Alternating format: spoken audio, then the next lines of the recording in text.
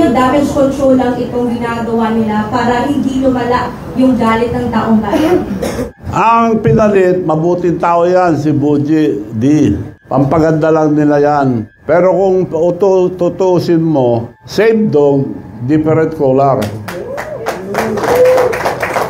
Paano siya susunod din sa naglagay sa kanya dyan? 10 beses mo palitan speaker, ganun pa rin. Palitan natin lahat ng korap na opisyal. Ibig sabihin, useless yung ginagawang pagdinig, especially po sa Kamara. Useless. Huwag na tayo maglukuhan. Paikot-ikot lang po tayo. This is the time to cross party line. Sama-sama muna tayo lahat. Tanggalin muna natin mga korap. Kasi yung mga ibang nagpo-protesta dyan, may ambisyon din eh. So pabayaan natin ang mga kabataan muna. Saan po nanggagaling yung statement nyo na walang isang salitang ating Pangulo? Ayaw ko impeachment, sabi niya. Pumirma yung anak niya una ng impeachment. Madalian nyo yung impeachment. Presidente siya, dapat sinusunod ang mga congressman. Puro tao nila eh. Majority. Ganun ba isang salita? Nakakaya kayo. Eh sila lang may diferensya sa probinsya niya eh. Sinong kausap yung mga contractor doon? Sino mga official doon? Ang mayor dati doon, Michael Kion. Tinanggal nila. Nung una, pinalabanan nila, mabuti na dalo. Pinalabanan ulit nila ng kontraktor. Nakaupong mayor ngayon sa Lawag. Sila ang kontraktor. May picture sila, tinataas pa ni BBM sa si Sandro yung kontraktor nila. Ito, galing sa Rappler to. Hindi galing sa akin. Ibig nyo sabihin, yung kontraktor lang kikita yan, sila naglagay. At sabi sa akin yung pinsang buo niya, Michael Kion, former mayor. Nung ikampanya ko si Marcos sa BBM, Manong, you know the Marcoses, they will just use you. Hindi ako baliwala doon, totoo pala. Eh, kako nga, may Alzheimer pala eh. Nakasimutan lang kami.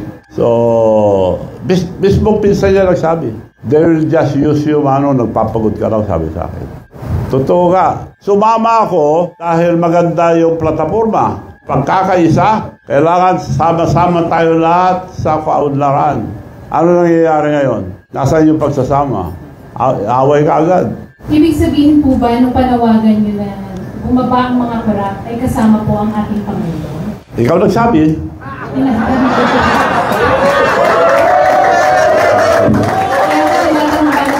Kung ibig sabihin po ba kasama ang ating Pangulo sa panawagan nyo? Katulad po na sinabi ko kanina. Sinabi mo na eh. So, hindi po kayo natatakot sa mga binibitiwan yung salita po ngayon? Kung gusto nila, samahan ko sila sa kulungan. Sakripisyo ako. Kung meron sila, inuumpisan nila akong bakbakan. Kung meron sila ang patunay na ako ay korap, pakukulong ako. Ang leadership is sacrifice. Hindi panguhurakot. Can you name names? Mga contractor lang ba ang sinasabi niya na corrupt? Or meron pa pong mga iba kayong gustong tapuyin? Can you name names? Marami po contractor pero kinuha ko lang sa Rappler ito. At maraming listahan, minensyon ko lang yung Ilocos Norte dahil tigaron po ang presidente natin. Yung bagong mayor ng Lawag City ngayon ang the biggest contractor aside from the Discayas. Ang budget, iuutos ang presidente sa DBM. DBM gagawa ng project upon the instruction of the president. I-re-review muna, magre-review dyan, presidente. Ipapasa niya sa Kongreso at Senado, mga kasama niya lahat. Sino hindi sumusunod doon? Ngayon, bibintangan niya ibang tao. Alam niya lahat yan eh. Kaya may Alzheimer kako dahil minensyon niya yung graft and corruption sa flood control. Kasama siya, nakalimutan niya eh.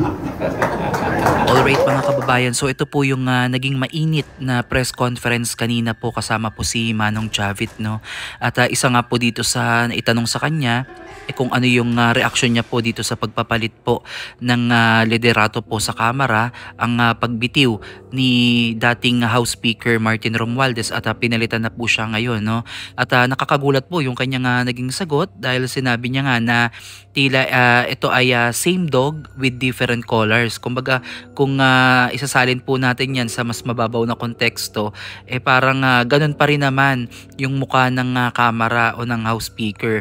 Nagpalit lamang po yan ng pangalan, nagpalit lang ng tao, pero ganun at ganun pa rin po yung sistema niyan. Kaya nga sinabi niya na kahit magpalit pa daw ng 10 House Speaker, wala talagang mangyayari, no? At talagang papaikot-ikutin lang tayo at patuloy na paniniwalain na tunay ngang nagkaroon ng reforma dyan sa Kongreso. At hindi lang pala diskaya yung malaking kontraktor na pinag-uusapan dito mga kababayan, kundi ang mayor daw po ng Lawag na siya po ang pinakamalaking kontraktor sa ngayon. At ito po ay kakilala din po ni Sandro Marcos at ni Pangulong Bongbong Marcos, no? Kaya medyo nakakagulat talaga itong mga binitawang revelasyon ni Manong Chavit ngayong araw na ito. So para sa akin mga kababayan, imposible nga talagang walang kasalanan itong si BBM or wala man lang nalalaman, no, tungkol dito sa nangyayaring maanomalyang paggasta sa kaban ng bayan, lalo na sa ating mga taxes, no? At talagang dapat tayo ay makialam dahil pera natin yun, di ba? At ito ay napupunta lamang sa mga bulsa ng mga buwayang kongresista, kontraktor o sino man na politiko na tila tayo ay binabalasubas na, no, na harap-harapan. Grabe talaga, no, at talagang nakakagalit. Kaya mauunawaan ko talaga na itong September 21st na dadating ay talagang dudumugin yan ng mga reliyista para ilahad nila yung kanilang pagkagalit o yung pagkadismaya dito po sa nangyayaring malawakang pagnanakaw sa kaban po ng bayan. At tingin ko talaga mga kababayan ay tuluyan na pong nawala ng tiwala itong si Manong Chavit dito nga po kay President Bongbong Marcos, no? Dahil siya nga daw ay walang isang salita. Inahilin tulad niya na nga lang dito mga kababayan itong ang usapin sa naging impeachment po ni VP Sara, na kung saan maging tayo, no, naniwala tayo sa kanya nung una na ayaw niyang ipagpatuloy itong impeachment laban po sa Vice Presidente, pero eventually nalaman po natin na yung anak niya yung nauna pang pumirma dun sa yung pinapapirmahan sa Congress, no? At para sa akin bilang isang ama, anak ko si Sandro Marcos, wala man lang ba akong ginawa para tutulan itong desisyon ng aking anak para hindi na masyadong lumaki pa yung gulo, o parang kunwari ang ginawa niya lang ay tutol siya pero deep inside talagang gusto niya talagang maalis si VP Sara. Kaya nagkaroon na ng maraming trust issues mga kababayan, lalo na may yung mga taong tumulong sa kanila during campaign. Kung maalala natin na ito pong si Manong Chavit po ay isa po sa mga naging campaign manager, kumbaga yung donation nito ni Manong Chavit, no, nung panahon ng kampanya po ng Uniteam, dahil naniwala po itong si Manong Chavit na ang pagtatambalan po ng BBM Sara ang maghahatid po sa unity, pero ang nangyari nga po ay nagkagulo agad. Kaya ito yung kanyang pinanghihinayangan at hindi siya masyadong naging handa dito sa kung ano yung kinalabasan ng kanyang pagsuporta dito nga po kay BBM. So sa aking opinion naman dito sa mga naging pahayag ni Manong Chavit, talagang maaaring may kinalaman siguro, no, ang ating Pangulo sa mga nangyayari ngayon sa ating bansa. Kasi posibleng hindi niya alam yung mga nangyayaring ito. Kasi kung itatanggi niya na wala siyang kinalaman sa mga nangyayaring hindi maganda under ng kanyang administrasyon, napaka inutil naman na presidente kung ganito, no, na ikaw na yung may kapangyarihan, ikaw yung may kakayanan na halughugin, halungkatin, imbestigahan yung mga pangyayaring ito, pero wala kang magawa, no? Puro salita. Wala tayong nakikitang kumbaga kung sino yung talagang salarin at pinagbabayad. Kasi ang nangyayari parang switching, napapansin ko magre-resign. So saan dun yung accountability? Hindi din siya nabigyan ng hustisya, no? Dapat ibalik yung mga perang nawala, lalo na kung ito'y mapapatunayan talaga, no? Dapat ibalik talaga nitong mga kurakot na buhayan na to na ang pera ng mamamayang Pilipino ay hindi kanila, no? Nakakahiya mga kababayan, no? At napakalaki na ng epekto nito sa ating bansa, napakapangit na ng imahe ng ating bansa, lalo na tayong mga Pilipino, no? Napakarami natin sa ibang bansa. Ano na lang yung sasabihin, no, ng ibang lahi sa atin.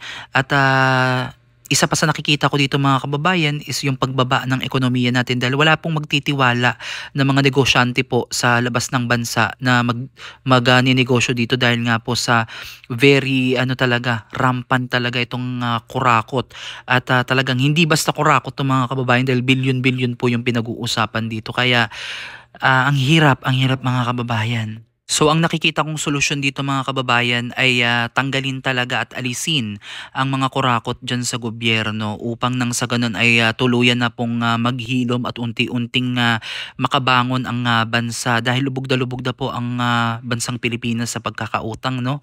At ang tanging solusyon dyan ay tunay na reforma, no, tanggalin ang mga kurakot na opisyal at panagutin at kung maaari ay lahat ng kanilang mga ninakaw ay ibalik upang nang sa ganun ayun yung gamitin, no, sa mga ghost project na kanilang ginawa at sa mga flood control na ginawa nilang substandard. So eto mga kababayan, gising na ang mamamayang Pilipino at bantayan po natin ang kaba ng bayan at wag nang papayag na maulit pa ulit ito.